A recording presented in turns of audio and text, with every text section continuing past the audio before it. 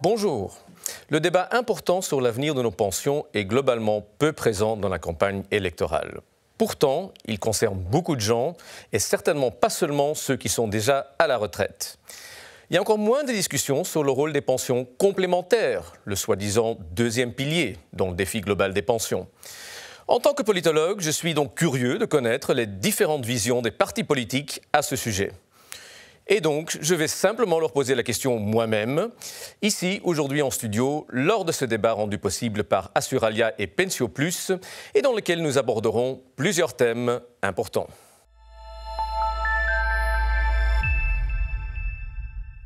Nous avons donc réuni des représentants des 6 partis francophones représentés dans nos parlements et je vais vous les présenter brièvement.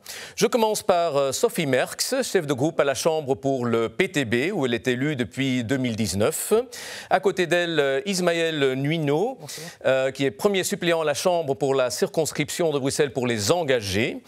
À côté de lui, Gilles Van den Buur, député à la Chambre, coprésident du groupe Écolo Groen. À côté de lui, Karine Lallieu, ministre des Pensions au gouvernement, ça tombe bien, au gouvernement fédéral pour le PS. Ensuite, Georges-Louis Boucher, président du mouvement réformateur et sénateur. Et finalement, Pierre Pinte de Défi, qui est conseiller provincial au Brabant wallon et qui est aussi tête de liste dans cette même circonscription pour ce même parti à la Chambre. Voilà, maintenant que tout le monde est présenté, nous pouvons commencer.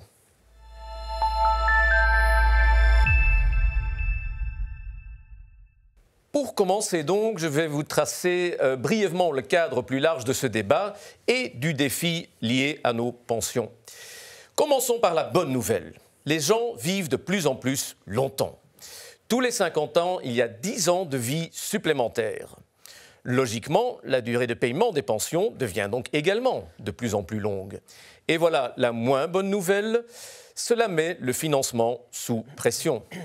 D'autant plus que le nombre de personnes actives soutenant les charges des pensions diminue constamment. Les pensions légales d'aujourd'hui sont financées par des cotisations sur les salaires de la population de 20 à 65 ans. Et alors qu'en 1970, il y avait 4 personnes de cet âge-là pour chaque retraité, selon les prévisions actuelles, il n'y en aura plus que 2 en 2070. De plus, la pension légale ne suffit déjà pas aujourd'hui pour maintenir le niveau de vie après la retraite et souvent même pas pour payer un séjour en maison de repos. C'est que la pension moyenne en Belgique est inférieure de 20% à la moyenne européenne. Ainsi, nous en venons à la question de savoir s'il doit y avoir un rôle pour les pensions complémentaires dans cette histoire et si oui, lesquelles exactement. Permettez-moi donc de commencer par cette première question que nous allons préciser tout de suite avec une proposition sur laquelle je vous demanderai tous de répondre par oui ou par non. Vous avez des instruments à votre disposition pour cela.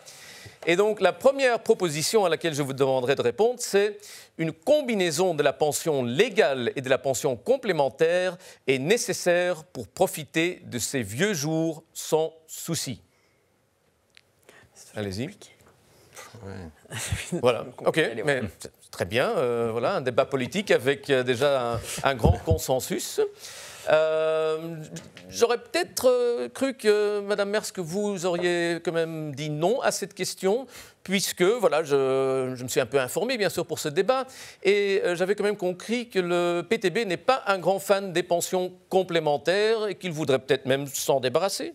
Oui, tout à fait. Nous ne sommes pas fans de la pension complémentaire, mais pourquoi j'ai répondu oui? C'est parce qu'aujourd'hui, comme vous l'avez dit dans l'introduction, les pensions du premier pilier en Belgique sont fort bas par rapport aux autres pays. Une pension moyenne est 1 467 € par mois. Et comme vous l'avez dit aussi, la plupart des gens, ça ne suffit même pas pour payer la maison de repos, par exemple. Donc, il y a eu une enquête qui montre qu'en moyenne, il y a 500 € de plus à payer pour la maison de repos. Et donc, dans les faits, effectivement, avec la pension légale, on n'est pas assez... Et donc le pilier, pour vous aussi, le deuxième pilier est une partie de la réponse. Mais ce n'est pas pour ça... Voilà, donc avec mon oui, je n'ai pas voulu dire que c'est une partie de la réponse. Pour nous, il faut davantage investir dans le premier pilier. Et donc c'est vrai qu'on se fait des soucis par rapport au futur. Mais en Belgique, non seulement les pensions sont basses, mais le taux de remplacement est bas aussi. Il est de 60%, alors qu'en Autriche, en France, on est à 75 et 80%. Mais on parle ici donc du deuxième pilier. Donc, oui, mais quand même, il faut d'abord mettre le cadre du premier pilier, où moi, je pense que c'est un choix de société de renforcer ce deuxième pilier. Je ne suis pas d'accord avec l'idée que c'est impayable dans le futur. Les prévisions sont qu'effectivement, en 2050, 3,5% du PIB sera payé pour les pensions. Mais en France et en Autriche, aujourd'hui, c'est déjà plus à 15%. Donc, pour moi, investir dans une pension, dans un premier pilier, c'est un choix de société. Et il faut arrêter aussi d'envoyer le message aux personnes âgées qu'on ne veut pas investir en eux, je crois. Monsieur Boucher, j'ai l'impression que vous n'êtes pas vraiment d'accord. C'est pas ça, mais le problème, c'est que tous les débats qu'on fait depuis le début de cette campagne, c'est toujours des choix de société dans lesquels il faut remettre de l'argent. Mais à l'arrivée, il faudra quand même nous dire d'où vient cet argent. Ce serait bien de vouloir créer de l'activité économique, ça c'est quand même important. Revenons à l'importance du deuxième pilier. Pour revenir sur le deuxième pilier, parce que les chiffres qui ont été donnés sont des chiffres qui mélangent justement un régime avec seulement un premier pilier et des régimes avec deux piliers. Si vous prenez la Belgique et que vous avez les deux piliers, vous êtes à 65% de taux de remplacement. Ça veut dire quoi? C'est votre pension par rapport à votre dernier salaire. Les Pays-Bas, avec un deuxième pilier extrêmement développé, arrivent à 80%. Ça veut dire que le pensionné hollandais, il a 80% de son dernier salaire comme pension. Nous, notre objectif OMR, par une généralisation du deuxième pilier, par une stabilité réglementaire, par des incitants fiscaux, c'est d'arriver en Belgique à 75% de taux de remplacement. Mais ça n'est pas possible, compte tenu des finances publiques, si on n'arrive pas à mettre en œuvre un déploiement et un développement du deuxième pilier. Ok, donc vous voulez vraiment effectivement utiliser ce deuxième pilier pour et surtout que ça ne soit pas une variable d'ajustement fiscal, parce que souvent c'est ça le problème, il faut garder de la stabilité. Madame Lallieu, vous êtes plutôt d'accord avec Madame Merckx ou avec Monsieur Boucher? Alors je vais d'abord dire que le premier pilier... Ça va être compliqué. Le premier pilier est un pilier fondamental, parce que c'est la solidarité. Ça, on est d'accord. Oui, non, il faut le rappeler, c'est le contrat social. Et quand même, ce gouvernement a décidé de renforcer considérablement le premier pilier en augmentant la pension minimum et en faisant aussi en sorte que la pension des indépendants soit égale à la pension des salariés demain. Donc on a investi de manière considérable dans le premier pilier parce que c'est ça d'abord le principe de base et la solidarité. Et demain, nous voulons encore renforcer ce premier pilier pour augmenter le taux de remplacement, comme on a expliqué ce que c'était. Okay. Le deuxième pilier, aujourd'hui, il est très inégalitaire. C'est-à-dire que généraliser le deuxième pilier tel qu'il est organisé aujourd'hui, ça ne va pas. Ça ne va pas parce qu'aujourd'hui, il y a un travailleur sur 4 qui a un deuxième pilier de plus de 3%. Et ça fait juste 25% on va y revenir, des travailleurs. Mais donc, les femmes, elles n'ont pas de deuxième pilier parce que ce sont des secteurs faibles. Donc, il faut d'abord renforcer le premier pilier, faire en sorte de pouvoir le payer, et ça avec un taux d'emploi qui continue à augmenter, c'est une possibilité parce que c'est possible de financer la sécurité sociale avec des financements alternatifs. Et vous savez, le capital peut être pour nous un financement alternatif, pas pour d'autres. Et bien entendu, après, généraliser un second pilier avec d'autres types de règles qu'il y a pour le moment. Ok. Monsieur Van den Buur, comment voyez-vous le rôle du deuxième pilier dans ce défi global des pensions ? Mais donc, le défi global des pensions, je veux aussi quand même rajouter le fait que, notamment sur ce gouvernement, et moi c'est vraiment un des bilans que je défends avec fierté par rapport à ce qui était fait dans ce gouvernement. Il y a des choses où on aurait pu faire clairement beaucoup mieux, mais ici, en termes de pension, on l'a fait ensemble. Hein, mais voilà, on peut aussi faire des choses bien ensemble, c'est bien. Mais ici, on a vraiment renforcé le premier pilier. Je voulais aussi insister là-dessus parce que c'est vrai que c'est une question de solidarité entre générations, solidarité entre travailleurs et travailleuses, solidarité entre différentes régions du pays. On sait bien que certains souhaitent voir la fin de cette solidarité entre les régions. Les pensions, c'est la force de l'ensemble de la sécurité sociale, en fait, par rapport à ceux et celles qui arrêtent de travailler. Donc le renforcer, c'est notre priorité absolue. Je veux le dire parce que dans les choix budgétaires qui seront faits immanquablement, et qui que ce soit autour de la table après le 9 juin, les choix budgétaires seront compliqués et pour nous, le choix des pensions du premier pilier, c'est une priorité. Ça veut dire que ce ne sera pas un ajustement pour le reste. Okay. Je pense que c'est peut-être moins clair chez les autres, donc je préfère être clair là-dessus. Sur le deuxième pilier, pour nous, oui, c'est quelque chose qui fait partie de la solution. C'est pour ça que j'ai voté oui avec le petit panneau. Par contre, il faut le réformer. Ça, c'est clair pour nous aussi. Et dans le même sens que Mme Lallieu, alors? Nous, on a deux priorités dans cette réforme. Alors, le même sens que Mme Lallieu, en tout cas vers le sens de plus de justice. Il faut qu'il soit plus juste. C'est-à-dire qu'aujourd'hui, on va y revenir. On voit que certains, par exemple, certains dirigeants ou des plus gros salaires, vont avoir davantage que par rapport à d'autres types de travailleurs. On a parlé des femmes notamment, mais il n'y a pas que les femmes. Il y a différents on va y revenir comment, de travailleurs qui ont moins. Ça, pour nous, c'est injuste, en fait. Et donc, on doit pouvoir réguler ça, notamment avec les avantages qui existent aujourd'hui, les avantages publics. Et la deuxième chose, c'est que pour nous, comme écologistes, là, c'est vraiment, je pense, une particularité, mais tous les fonds qui sont récoltés via ce deuxième pilier, pour nous, doivent être clairement investis dans des investissements qui respectent l'environnement, qui sortent des énergies fossiles et qui sont éthiques. C'est presque 100 milliards d'euros aujourd'hui, j'ai un peu regardé les chiffres avant de venir, sur l'ensemble du deuxième pilier en Belgique, qui sont d'ailleurs confiés à des institutions d'assurance et bancaires aussi. Eh bien, pour nous, il faut vraiment que ce soit dans des investissements en lien avec les objectifs climatiques et sociaux. Ce n'est pas 100% le cas aujourd'hui. Et ça, pour nous, c'est un nouvel élément, effectivement, dans le débat. Donc, pas l'aéroport de Bruxelles. Donc on peut avoir un fonds de pilier canadien, mais pas d'argent belge dans l'aéroport de Bruxelles. C'est intéressant. Dans ces fonds de pension, on veut en fait des objectifs en lien avec le climat et le social. Mais donc, ça ne veut pas dire plus... Pour les mettre d'accord, c'était dans l'accord de gouvernement. Donc on doit avancer vers ça.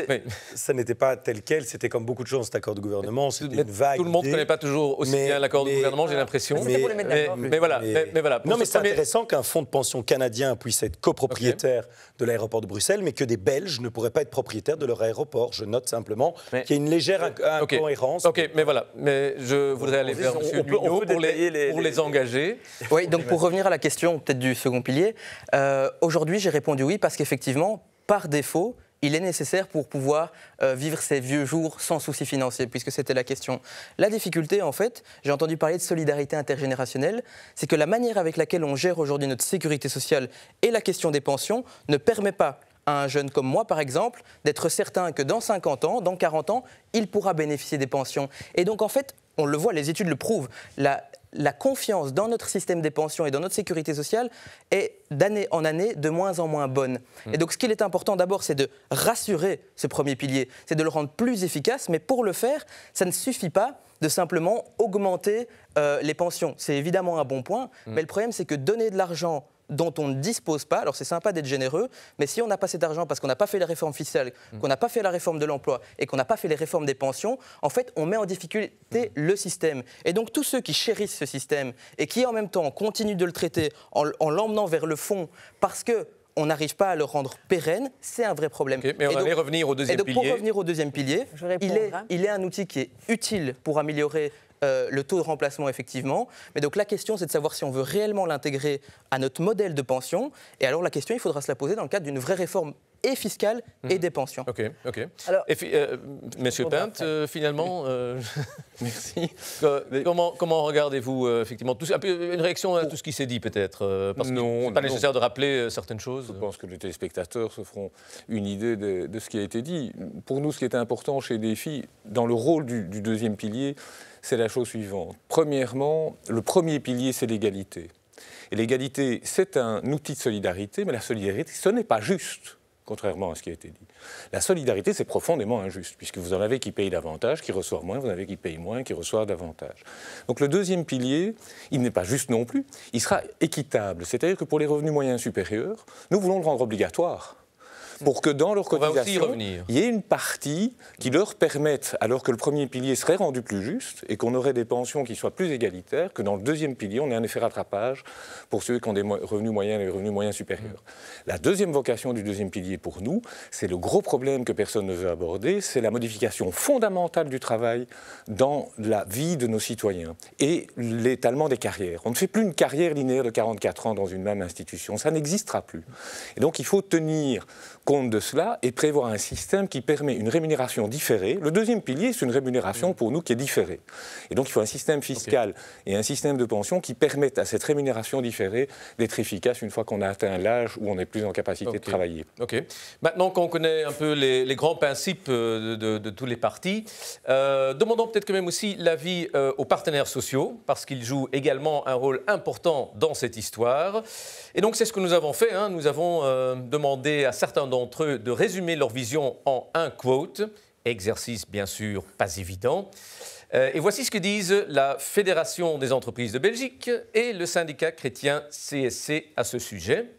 Commençons par la FEB, qui nous dit « Depuis plusieurs décennies, le gouvernement appelle à épargner pour sa pension. Toucher au deuxième pilier de pension maintenant provoquerait donc une rupture de confiance sans précédent. Le complément essentiel à la pension légale pour maintenir le niveau de vie à la retraite est plus que souhaitable dans le développement d'un système de retraite moderne. » Et ensuite, la vision de la CSC. La CSC collabore depuis des années au développement d'un deuxième pilier en tant que revenu complémentaire et non de remplacement pour les retraités et vise à cet égard à réduire l'écart de pension entre les sexes et à harmoniser les statuts des ouvriers et des employés, les plans de solidarité sectorielle étant un instrument important pour y parvenir compte tenu de la marge sociale disponible. Voilà, maintenant que nous connaissons donc aussi l'avis des partenaires sociaux, passons au premier thème plus spécifique.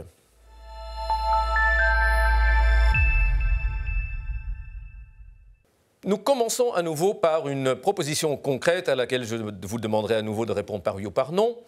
Via le deuxième pilier, les travailleurs salariés et indépendants doivent pouvoir constituer une pension globale équivalente à celle d'un fonctionnaire.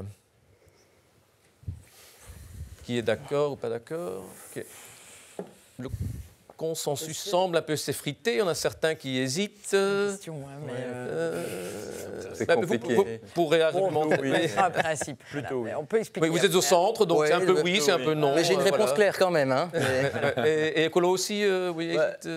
C'est pas que je pense que c'est un objectif en fait. Mais on a parlé tout à l'heure des statuts. Nous aussi, on est pour qu'il y ait le moins de différence possible à terme entre un statut de salarié, d'indépendant et donc à un moment donné de fonctionnaire aussi. Et donc sur la vision de dire à un moment donné, il faut que les pensions puissent être du même niveau et qu'il n'y ait pas de gros déséquilibre. Là, je partage l'objectif.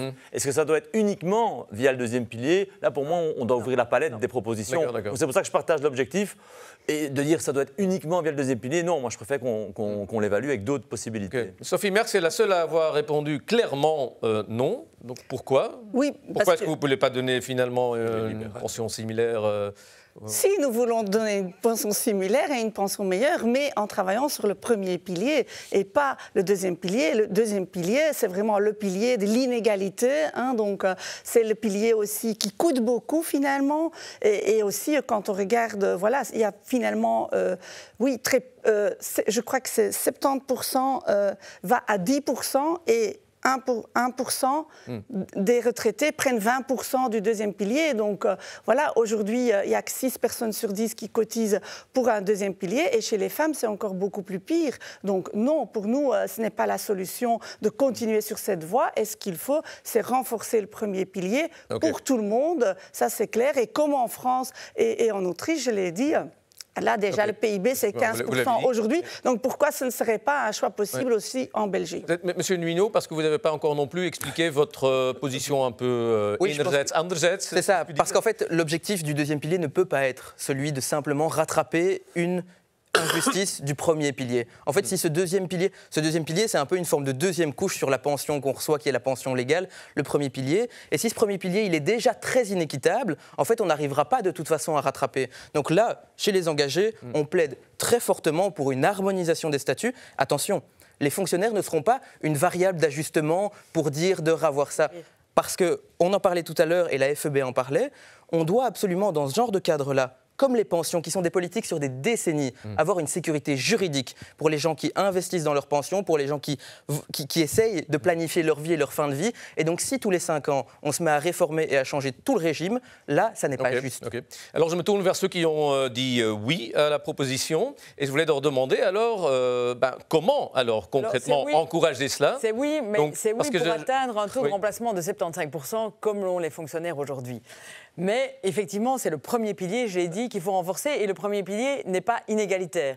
C'est le plus solidaire et le plus égalitaire. Au plus vous cotisez, et puis il y a un plafond au niveau du premier pilier. Et effectivement, il faut renforcer le taux de remplacement par rapport à l'ensemble des statuts. Mais je voudrais vous poser la question... Non, je vais quand même répondre à quelques... J'ai été très courte. Vous poser la question sur la fiscalité, J'ai été très courte à ma première intervention, je vais quand même répondre.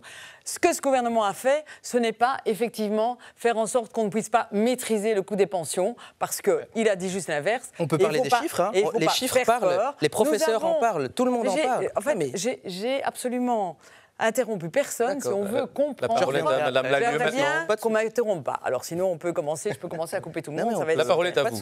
Merci. Donc, ce qu'on a fait, c'est non seulement une réforme positive en augmentant les pensions minimum, et notamment celles des femmes, c'est faire un bonus pension, c'est faire une pension bien meilleure pour les indépendants, tout en maîtrisant le coût des pensions, puisqu'à l'horizon 2070, puisqu'il faut prévoir, on diminue le coût des pensions par rapport au PIB. Et vous pouvez voir, ce n'est pas moi qui le dis, c'est le Bureau fédéral du plan. On a donc rempli cette logique-là. Ça, c'est une première chose.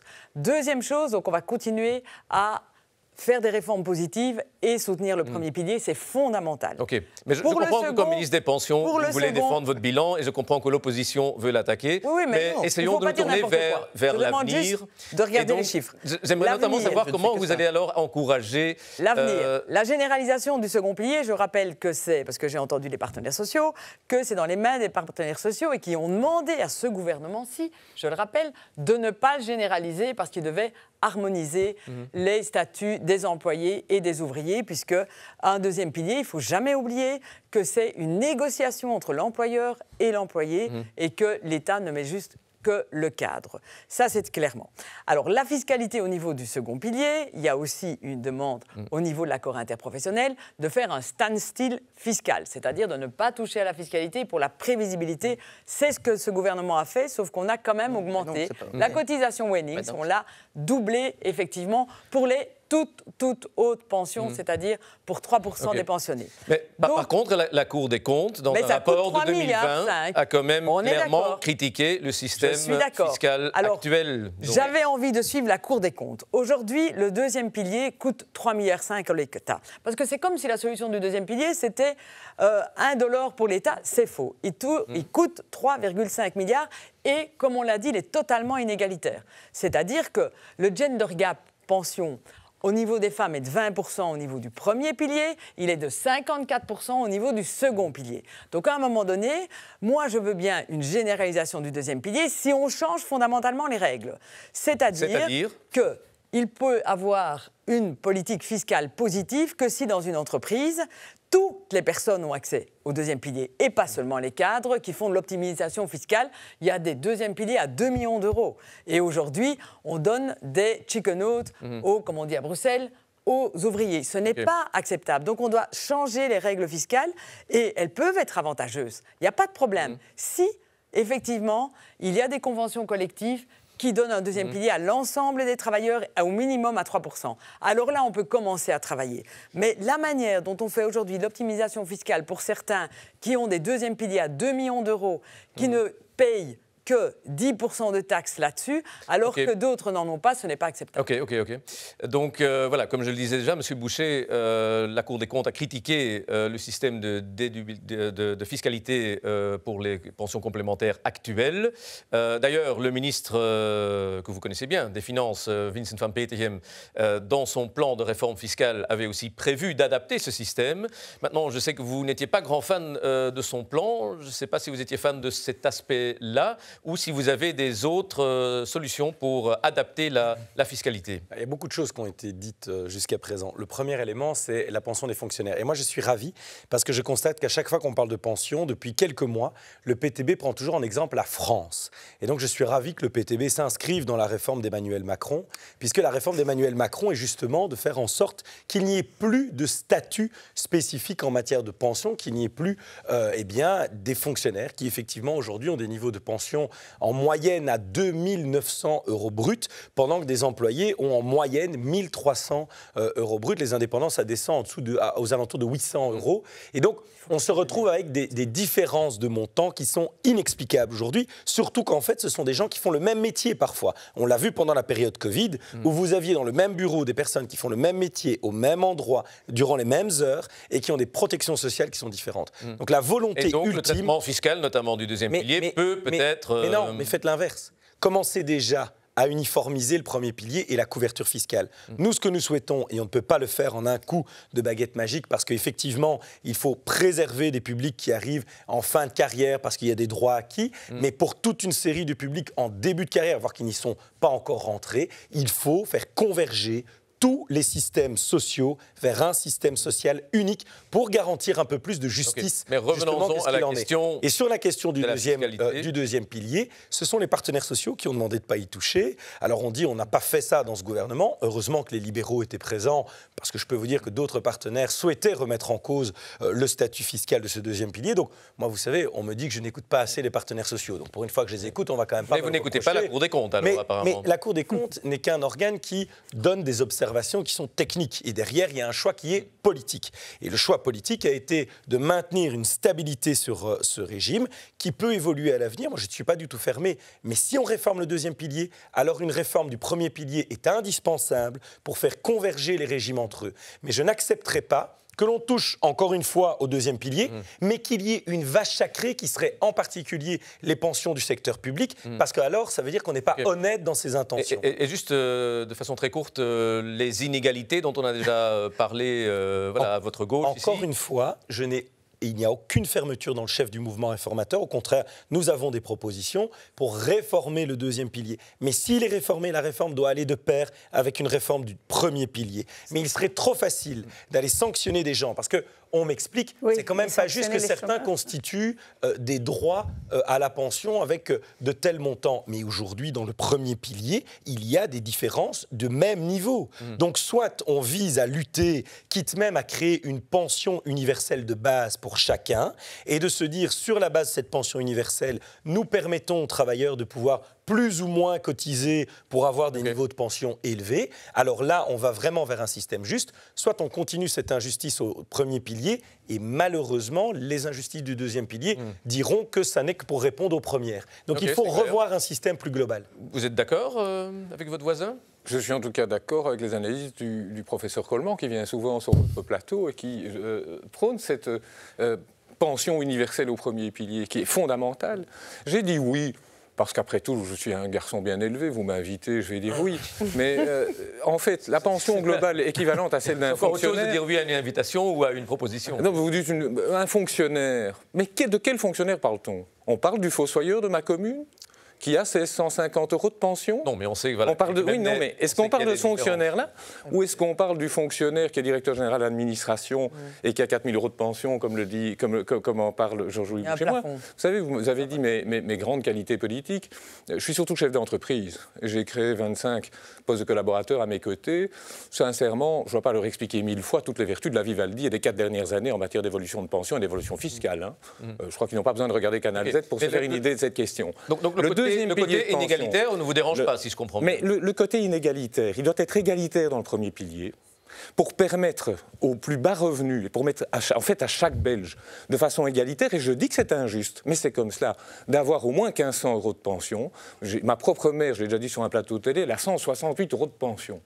Quand on verse 168 €, quand on paye, elle a fait une demi-carrière. Elle a fait une demi-carrière, ce n'est que 20 ans. C'est pas possible. 168 € de pension. On m'a déjà dit ça. Je vous montrerai ces extraits. On va vérifier le dossier. 168 € de pension. Oui, c'est se moquer du monde. Donc ça, il faut le réformer.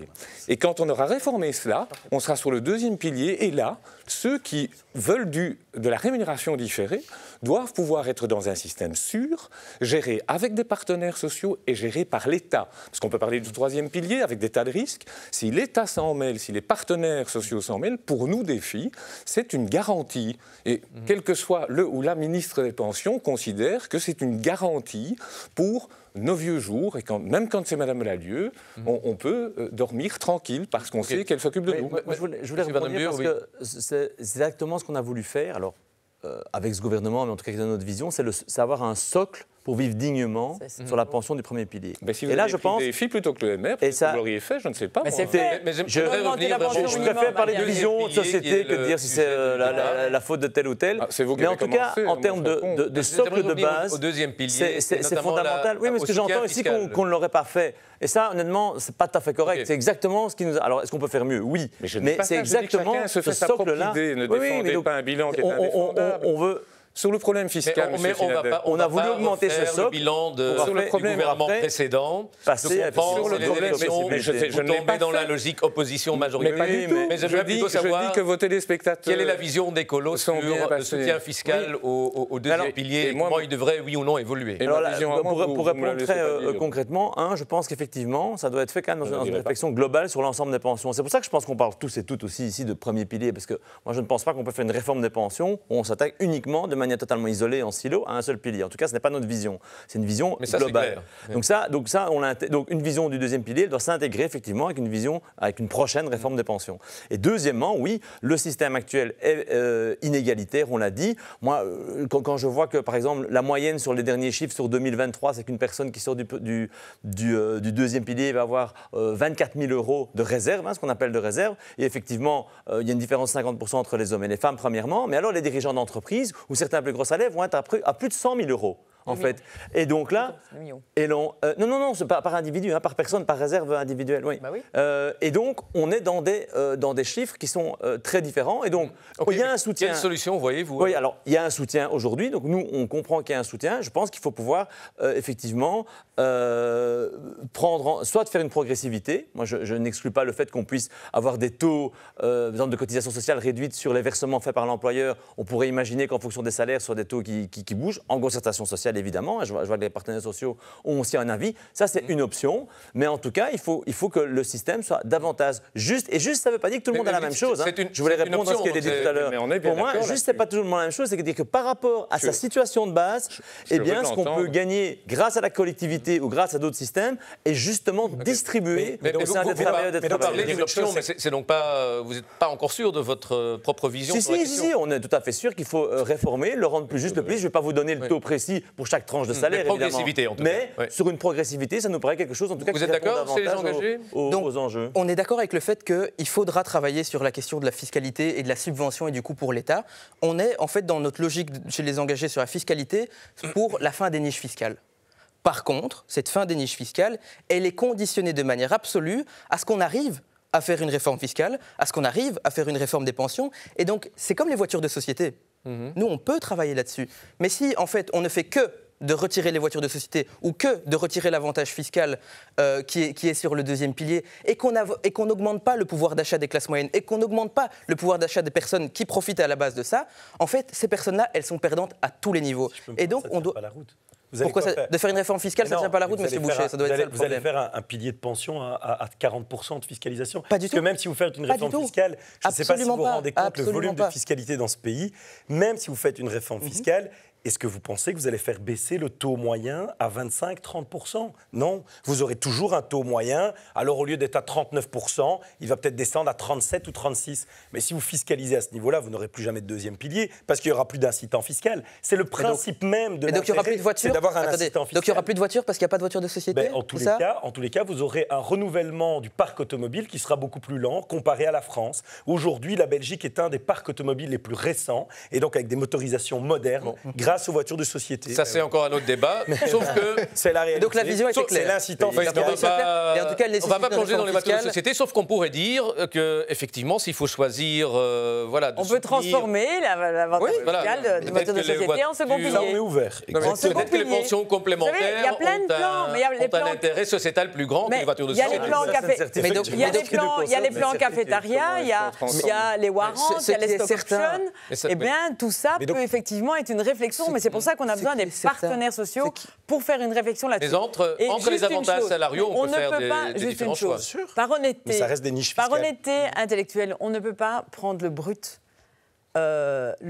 des pensions du premier pilier et le comparer entre eux. Parce que, évidemment, quand on a une plus grosse pension, on paye plus d'impôts, ça, on le sait. Et donc, il faut prendre les nets. Et quand on prend les nets des pensions des fonctionnaires, des indépendants et des salariés, évidemment, la différence diminue de manière considérable. Et en plus, maintenant, les indépendants, et j'en suis très contente, d'abord, ils auront la même pension que les salariés, mais en grâce plus, à nous, oui. avec les... Ben oui, Oui. grâce C'est à David Caraval et au travail de moi-même. David Clarinval. Et en même temps, avec le second pilier, on voit que la pension des indépendants, puisqu'ils cotisent un peu pour le second pilier, est maintenant plus élevée que celle des salariés. C'est juste pour rectifier. Et les chiffres sont là. Je voudrais quand Pour même... terminer cette partie, Sophie, je n'ai pas encore vraiment entendu ce que vous vouliez faire avec ce soutien pense fiscal au deuxième pilier. Voilà, je pense qu'il faut s'y attaquer, mais surtout aussi quand j'entends M. Georges-Louis Boucher dire, par exemple, qu'effectivement, il faut s'attaquer à l'injustice, soi-disant, dans le premier pilier. En fait, l'agenda de la droite, c'est quoi? C'est essayer de développer le deuxième pilier pour attaquer le premier pilier. Et c'est ça le danger devant lequel on est et contre lequel on doit se battre. Et quand j'entends effectivement il faudra changer au niveau fiscal, je peux tout à fait suivre, et je crois qu'il faut suivre l'avis de la Cour des comptes. Et alors j'entends dire, oui, mais c'est les droits acquis. Mais quand il a fallu, combien de gens n'ont pas commencé leur carrière en pensant qu'ils allaient pouvoir prendre la pension à 65 ans, mais aujourd'hui c'est quand même devenu 67 pour beaucoup d'entre eux. Donc voilà, là on ne parle pas des droits acquis. Donc je crois que c'est 2 poids 2 mesures. Quand il s'agit de certains avantages, là, on ne peut pas y toucher. On a vu la même chose quand on a voulu s'attaquer aux pensions des députés qui étaient illégaux et à 120% du plafond Wennix. On a aussi vu que tout le monde commençait à dire, oui, mais les droits acquis. OK. Moi, si vous le Bon, permettez. il faut maintenant passer à la dernière partie de ce débat, où nous examinerons un peu plus en détail la question de savoir si le deuxième pilier de pension doit être élargi et comment. On en a déjà un peu parlé, mais approfondissons.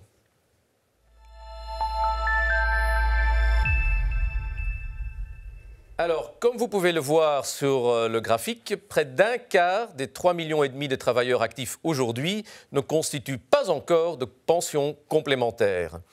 Près de la moitié ne constituent qu'une pension complémentaire très modeste et le quart restant dispose déjà d'une pension dans laquelle plus de 3% du salaire est effectivement versé. Et ces 3%, en fait, sont l'objectif minimum que le gouvernement fédéral Vivaldi, le gouvernement de Croo, avait déjà fixé dans son accord de coalition. Les partenaires sociaux, on en a déjà parlé aussi, ont été invités à examiner comment passer au minimum de 3% dès que possible. Une option pour étendre serait d'introduire une adhésion obligatoire. Certains l'ont déjà suggéré dans la première partie du débat, mais tout le monde n'est pas nécessairement d'accord avec cela. Et je vous soumets donc la dernière proposition. L'affiliation au plan de pension complémentaire ne doit pas être obligatoire. Donc si vous êtes contre l'obligation, vous dites oui, c'est un peu paradoxal, mais c'est pour, c'est pour vous faire réfléchir. Pour l'obligation, c'est compliqué. Hein, oui, c'est Vérifier qu'on est d'accord. Donc, voilà. C'est pour voir si vous êtes encore réveillé. Cette fois-ci, voilà, quelqu'un d'autre qui se démarque du consensus généralisé. Voilà, donc, tout le monde est pour une obligation du deuxième pilier, sauf Défi. Alors, j'aimerais beaucoup vous entendre. Non, l'inverse. On est contre l'obligation. Donc, on est contre l'obligation et lui pour l'obligation. Ah, d'accord. Oui, ça ne doit pas être obligatoire. Oui, d'accord. Donc, lui dit non, ça ne doit pas être obligatoire, donc ça doit être. Mais c'est moi qui ne suis pas réveillé. Oui, non, mais en plus, franchement, c'est difficile. Mais je suis d'accord que vous donniez la parole aux représentants de Défi, ça je suis d'accord. Voilà. Ça me permettra d'évoquer la fiscalité quand même, parce que je n'ai pas vu en placer une sur ce point-là, mais pourquoi l'obligation pour un certain nombre de travailleurs en fonction de leur revenu brut? Eh bien, pour permettre qu'ils contribuent davantage au premier pilier et de manière significative pour atteindre un revenu minimum, donc renforcer, pas affaiblir, pour renforcer le premier pilier, et que dans le deuxième pilier, il ressorte un certain nombre d'avantages. Je trouve que quand on fait un effort pour ce pays, quand on fait un effort pour la solidarité, on doit aussi être récompensé. Et le deuxième pilier, je vous l'avais dit en introduction, c'est l'une des vocations, selon nous, du deuxième pilier, c'est bien celle-là, c'est de le renforcer. Et l'avantage fiscal... Et donc de le rendre obligatoire.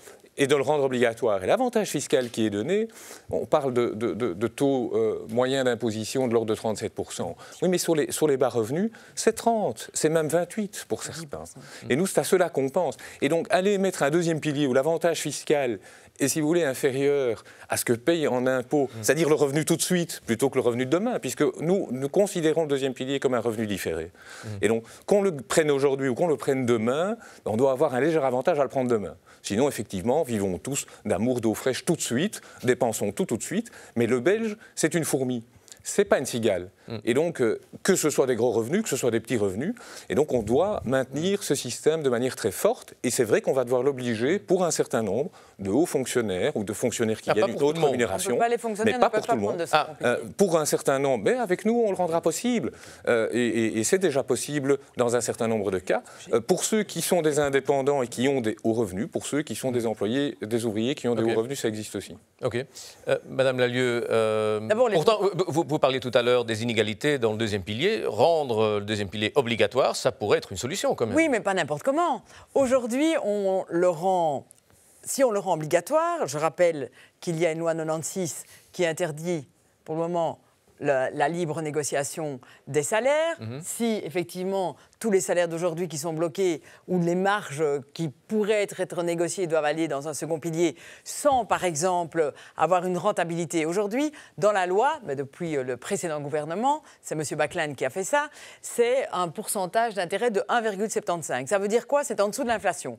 Donc quand on prend un deuxième pilier, c'est moins rentable qu'effectivement, on s'appauvrit par rapport à ce qu'on donne. Si les salaires ne sont pas assez élevés, vous comprenez bien que les travailleurs qui ont des salaires minimums ou des bas salaires ne voudront pas aller mettre dans le deuxième pilier. Il faut évidemment un taux d'intérêt supérieur et plus élevé et garanti, bien évidemment. Comme je l'ai dit, il faut sans doute transformer effectivement beaucoup de choses qui sont données plutôt au cadre dans les entreprises, comme les warrants, les stock options, les plans cafétéria, etc., en deuxième pilier pour l'ensemble des travailleurs et qu'il y ait plus de justice sociale dans l'ensemble des travailleurs. Et il faut faire en sorte que les secteurs faibles, alors j'aime pas dire les secteurs faibles, mais où il n'y a pas de deuxième pilier, dans tous les soins, dans tout le care, dans tous ces secteurs-là, donc des secteurs féminins, il n'y a pas de deuxième pilier parce qu'il n'y a pas de possibilité de l'employeur. Parce que je rappelle, si on dit que les partenaires une obligation pourrait justement quand même régler ce problème. C'est une négociation employeur-travailleur. Une obligation pour régler ce problème. Ah oui, une obligation, et si l'employeur ne sait pas le faire, on va prendre au salaire. Donc il faut voir comment on peut négocier et comment on peut y arriver et comment on peut mettre de la solidarité intersectorielle. Vous savez, il y a des secteurs très forts. Le secteur bancaire, il n'y a pas de problème pour eux d'avoir une généralisation. Monsieur Boucher, vous étiez du même avis sur la proposition que Madame Lallieu, mais peut-être pas du même avis sur l'argumentaire.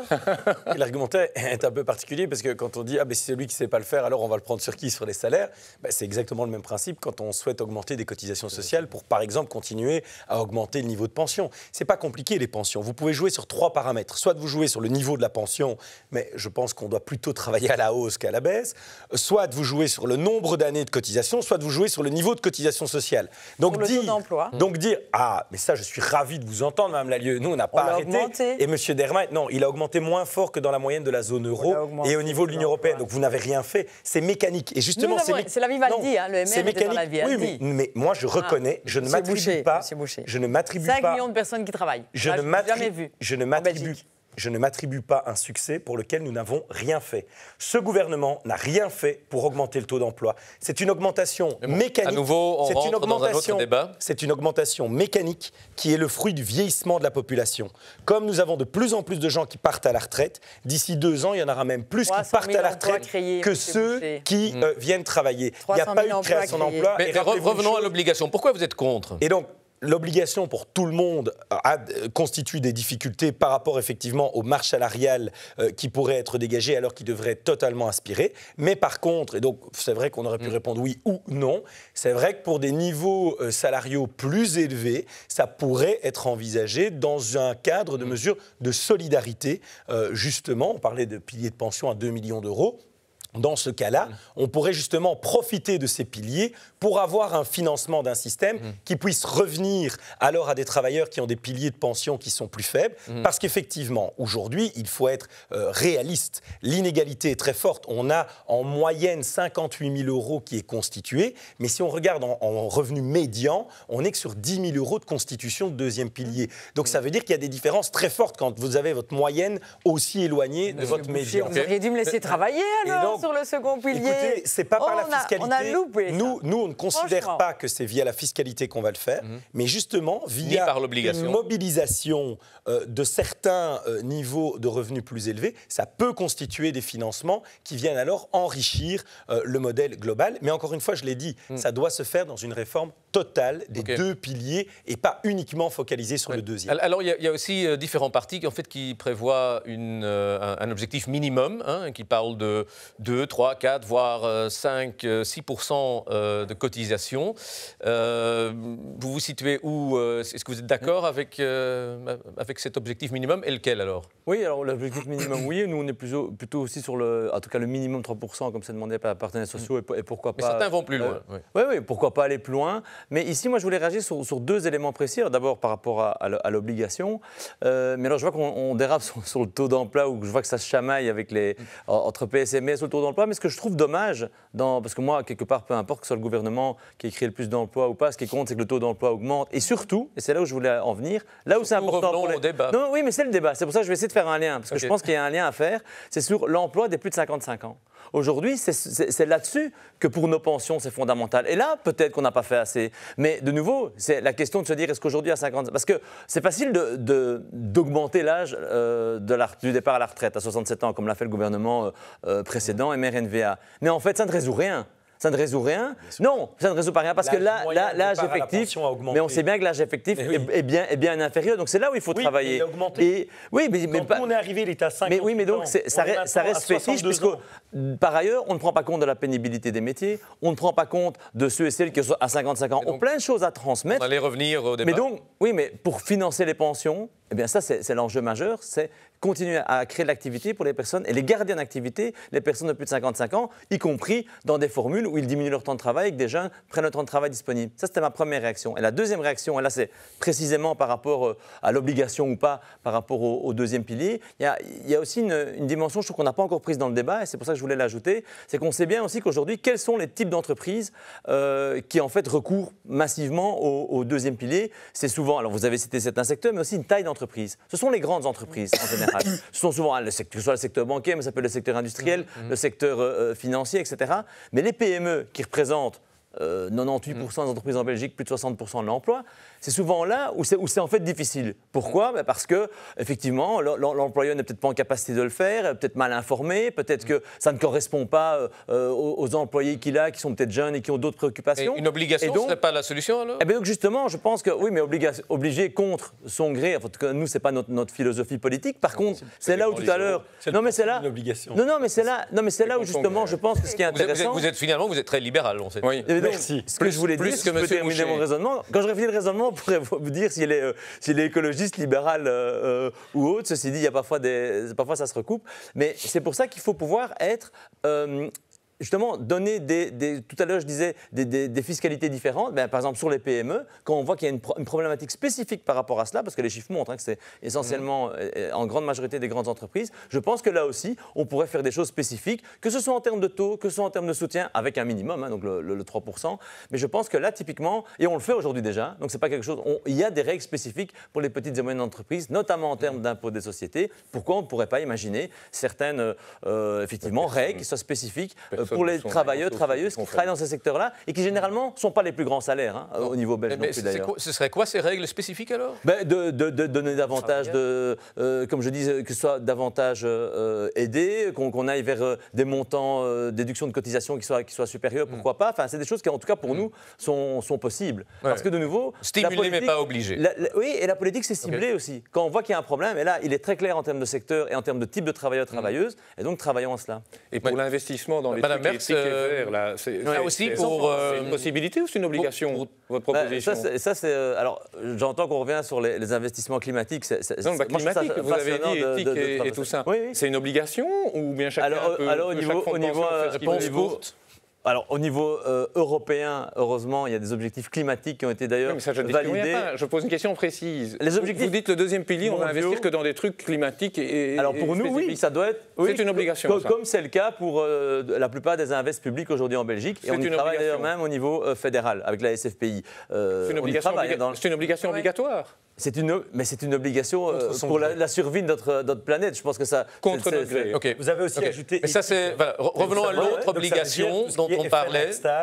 Tout ce qui Monsieur est Boucher, fast-food, ça dépend. Mais ça, c'est vous qui... Je voudrais revenir vers Mme Merckx. Revenons donc à la question du début. Bon, vous avez beaucoup parlé des inégalités aujourd'hui dans le deuxième pilier. Pourquoi une obligation, pour vous, ne serait pas une solution pour diminuer ces inégalités justement? Non, parce que, voilà, selon nous, ce qu'il y a là derrière, c'est effectivement une attaque contre le premier pilier, quoi. Donc, on va stimuler le deuxième pilier, effectivement. Pourtant, M. Boucher, vous avez dit qu'effectivement, il attaquait le premier pilier, mais il n'est pas pour une obligation non plus, donc... Non, parce que pour lui, voilà, il n'y a pas de... Voilà, il n'y a pas d'obligation, parce que pour lui, c'est le marché libre, effectivement, complètement, et donc, voilà, celui qui a de l'argent, il pourra toujours en avoir plus. Mais donc, vous êtes peut-être aussi assez libéral, le premier pilier, pour nous, ça reste le socle, et c'est le premier pilier qui doit permettre aux gens de vivre dignement. Et tant qu'on stimuler le deuxième pilier, pour nous, c'est aussi définancer la sécurité sociale, par exemple. C'est le cas aujourd'hui. C'est effectivement des rentrées fiscales qui n'y sont pas. Et donc, voilà, il faut effectivement, s'il y a deuxième pilier, il faut écouter la concertation sociale, il faut une meilleure fiscalité, mais le premier pilier reste pour nous vraiment le socle et il faut pouvoir vivre dignement d'une pension ce qui est important légale. dans la réponse, c'est que Mme Merckx a dit s'il y a deuxième pilier. Et donc je pense que la volonté réelle du PTB, c'est qu'il n'y ait plus de deuxième pilier. Ça serait plus simple que vous le disiez dès le début du débat, on aurait gagné un peu de temps. Parce qu'à vous écouter, vous ne souhaitez plus de deuxième pilier, ce qui peut être votre droit. Ce qui n'était pas la réponse. Aujourd'hui, comme je l'ai dit, M. Boucher, pour beaucoup de gens, le deuxième pilier est nécessaire pour pouvoir vivre dignement. Mais donc, quand vous aurez renforcé le premier, vous supprimez le deuxième? Non, on ne supprime pas forcément le deuxième. Ça peut être un complément pour ceux qui ont effectivement fait appel à ce deuxième pilier ou qui ont eu la chance de l'avoir. Oui, on n'est pas contre en soi que ça existe, mais on est pour que chacun puisse vivre dignement avec le premier pilier. Mais l'abolir, ça pourrait être une option pour vous? Je n'ai pas du tout dit ça, monsieur Sénat. C'est une question que je n'ai pose. Pas du tout dit qu'il faut abolir le deuxième pilier. Le système peut continuer à exister moyennant des corrections. Un peu de liberté, mais pas trop. Revenons vers la question donc, de l'obligation minimum de cotisation. Quel est votre avis là-dessus? Moi, je pense que le débat, il mérite de se poser de manière un peu plus claire et moins dans le brouhaha que celui dans lequel on le mène jusque maintenant. En fait, c'est une vraie question de société. C'est-à-dire que, c'est ce que je disais au tout départ, on peut avancer vers cela, mais on doit se poser la question de comment on réforme et comment on voit réellement notre système de pension. Parce que d'une part, on a notre système redistributif actuel qui essaye d'être le plus croissant et le plus proportionnel à nos revenus. D'autre part, on pourrait avoir un modèle plutôt anglo-saxon qui vise à avoir un revenu minimum pour chacun et puis le reste, c'est de la capitalisation.